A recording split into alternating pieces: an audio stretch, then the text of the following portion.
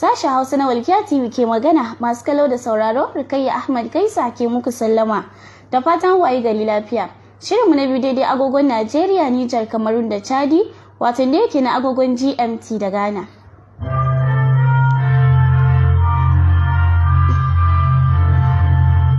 A cikin labaran da muke dauke da su za ku ji cewa ba mu amince da tsarin SIM card registration ba, sai dai kuma za a gudanar da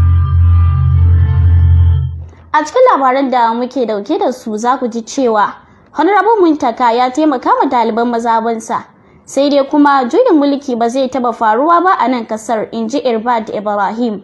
Idan mun leka kasashen waje kuma za mu ji cewa gwamnatin sojin Mali ta salami jakadan Faransa a kasar, sai dai kuma dakarun Nijar sun kashe mayakan ISWAP 10 akan iyakar Nijar da Najeriya. Ku biyo mu don jin labarin dalla-dalla.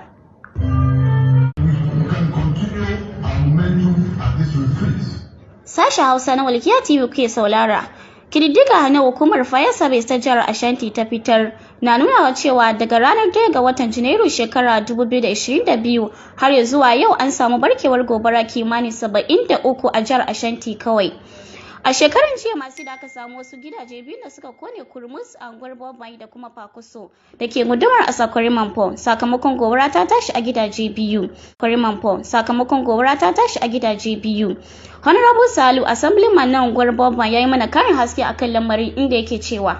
Jiya biyu maranci Bombay da mutum shi da ɗabiwa wurin karfe guda da kowane na duka ya kama daga gidan zaman mala gidan da muka fara kowane fire service ne kamar kan da jama'a suka sani mafi yawa da fire service kanun su zo mutum ya tun abin da zai gidan duka ya ci abin da ya faru zai